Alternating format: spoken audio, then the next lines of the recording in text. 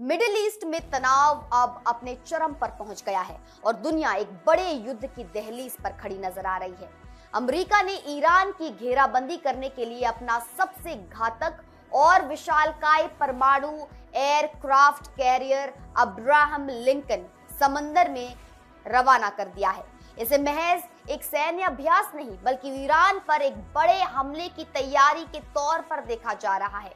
Abraham Lincoln को दुनिया चलता फिरता युद्ध का मैदान कहती है क्योंकि इसके साथ युद्धपोतों का एक ऐसा काफिला चलता है जो किसी भी देश की सुरक्षा व्यवस्था को पलक झपकते ही तबाह करने की क्षमता रखता है।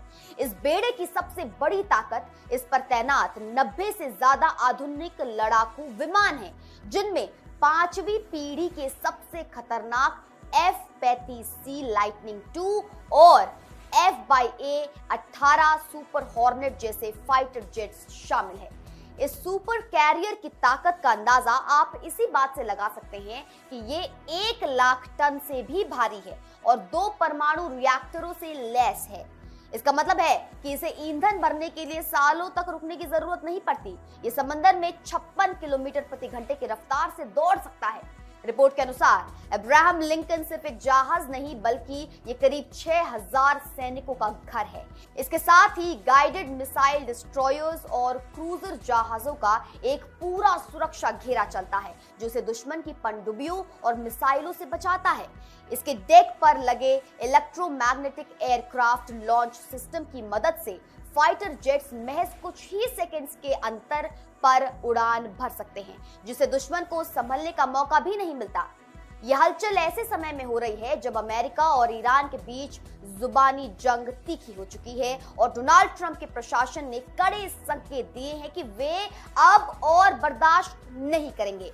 ताजा रिपोर्ट्स के मुताबिक हमले की आशंका को देखते हुए ईरान ने अपना एयर स्पेस यानी हवाई क्षेत्र बंद कर दिया है क्योंकि उसे डर है कि अमेरिकी मिसाइलें और स्टेल्थ फाइटर जेट्स कभी भी उसकी सीमा में प्रवेश कर सकते हैं। अमेरिकी रक्षा विशेषज्ञों का मानना है कि Abraham Lincoln carrier strike group की तैनाती का मकसद ईरान को पूरी तरह से सैन्य दबाव में लेना है। ट्रंप प्रशासन ने मध्य पूर्व से अपने कुछ गैर जरूरी कर्मचारियों को भी निकालना शुरू कर दिया है, जो अक्सर किसी बड़े सैन्य ऑपरेशन से पहले की जाने वाली तैयारी का हिस्सा होता है। ईरान के लिए ये स्थिति बेहद गंभीर है क्योंकि F-35 जैसे विमान रडार की पकड़ में नहीं आते और वे ईरान के परमाणु ठिकानों या सैन्य केंद्रों को निशाना बना सकते हैं। इसके अलावा अब्राहम लिंकन पर तैनात अर्ली वार्निंग विमान और इलेक्ट्रॉनिक वॉरफेयर सिस्टम दुश्मन के संचार और रडार को पूरी तरह जाम करने की ताकत रखते हैं। अंतर्राष्ट्रीय कूटनीति के गलियारों में चर्चा तेज है कि क्या अमेरिका सिर्फ शक्ति प्रदर्शन कर रहा है या वाकई इस बार तेहरान पर सीधा प्रहार होगा। अगर ये हमला होता है तो इसका असर सिर्फ इन 2 देशों तक सीमित नहीं रहेगा बल्कि पूरी दुनिया की अर्थव्यवस्था और तेल की कीमतों पर इसका गहरा प्रभाव पड़ेगा।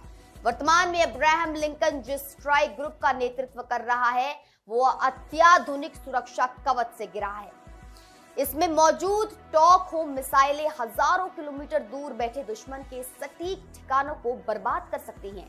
ट्रंप प्रशासन की इस आक्रामक रणनीति ने यह साफ कर दिया है कि वे अपनी अमेरिका फर्स्ट नीति के तहत किसी भी चुनौती को कुचलने के लिए पूरी तरह से तैयार है।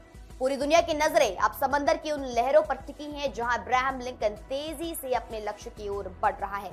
अगले कुछ घंटे और दिन तय करेंगे कि मिडिल ईस्ट में शांति रहेगी या बारूद का धुआं आसमान को काला कर देगा।